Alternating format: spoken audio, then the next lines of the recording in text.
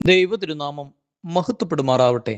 എല്ലാവർക്കും നല്ലൊരു സുപ്രഭാതം നേർന്നുകൊണ്ട് വലിയ നോമ്പിൻ്റെ 26-ാം പ്രഭാതത്തിൽ ദൈവത്തിൻ്റെ പരിശുദ്ധാത്മാവ് ഓർമ്മപ്പെടുത്തുന്നതും പഠിപ്പിക്കുന്നതും ചിന്തിപ്പിക്കുന്നതും മകനെ, മകളെ, നിന്റെ നോമ്പിൻ്റെ ഈ ദിനങ്ങളിലൂടെ നീ കടന്നു പോകുന്ന നോമ്പ് കുറച്ചുകൂടി മെച്ചപ്പെട്ടതാക്കുവാനായിട്ട് ആരോടെങ്കിലും വെറുപ്പുണ്ടോ, ദേഷ്യമുണ്ടോ, ആരോടെങ്കിലും നിനക്ക് രമ്യതപ്പെടാൻ പറ്റാത്ത വിധത്തിൽ നിന്നെ അസ്വസ്ഥപ്പെടുത്തുന്നുണ്ടോ, അത് നിന്നെ പലപ്പോഴും എത്രമാത്രം അസ്വസ്ഥപ്പെടുത്തിക്കൊണ്ട് നിന്റെ ആത്മീയതയെ തകർത്ത് കളയുന്നുണ്ട്.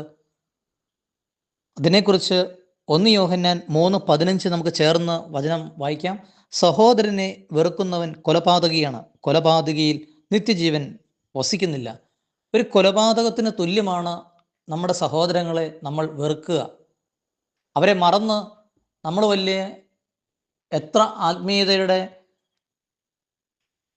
പരിവേഷങ്ങൾ അണിഞ്ഞാലും വെറുപ്പിൻ്റെ അരൂപി നമ്മളിൽ ഉണ്ടെങ്കിൽ അത് സഹോദരനിൽ നിന്ന് മാത്രമല്ല, കുടുംബത്തിലാവാം, നമ്മുടെ ജോലി സ്ഥലത്താവാം, നമ്മുടെ രക്തത്തിൽ അങ്ങനെ ഒരു വെറുപ്പിൻ്റെ, ക്ഷമിക്കാൻ പറ്റാത്തതിൻ്റെ അരൂപി ഉണ്ടെങ്കിൽ അത് ഒരു കൊലപാതകത്തിൻ്റെ അരൂപി തന്നെയാണെന്ന് നാം തിരിച്ചറിയേണ്ടത് ആവശ്യമാണ്. അതുകൊണ്ട് സ്തെഫാനോസിൻ്റെ ജീവിതത്തിൽ സ്തെഫാനോസിനെ കല്ലെറിഞ്ഞപ്പോൾ ഇവരോട് ക്ഷമിക്കണമേ എന്ന് പ്രാർത്ഥിച്ചതുപോലെ, പ്രിയമുള്ളവരെ, ഈ നോമ്പിൻ്റെ ദിവസങ്ങളിൽ ക്ഷമിച്ച് പ്രാർത്ഥിക്കുവാൻ, യേശുക്രിസ്തുവിൻ്റെ നാമത്തിൽ ഞാൻ ഇന്ന വ്യക്തിയോട് ക്ഷമിക്കുന്നു, അങ്ങനെ ഒന്ന് പറഞ്ഞ് പ്രാക്ടീസ് ചെയ്യുവാൻ, ഒന്ന് പരിശീലിക്കുവാൻ, ഈ നോമ്പ് അത് കുറച്ചുകൂടി മെച്ചപ്പെട്ടതാക്കാൻ ഈ പ്രാർത്ഥന ഒരുപക്ഷെ നമുക്ക് സാധ്യമാകും. അതുകൊണ്ട് ഒരു നിമിഷം നമുക്ക് പ്രാർത്ഥിക്കാം.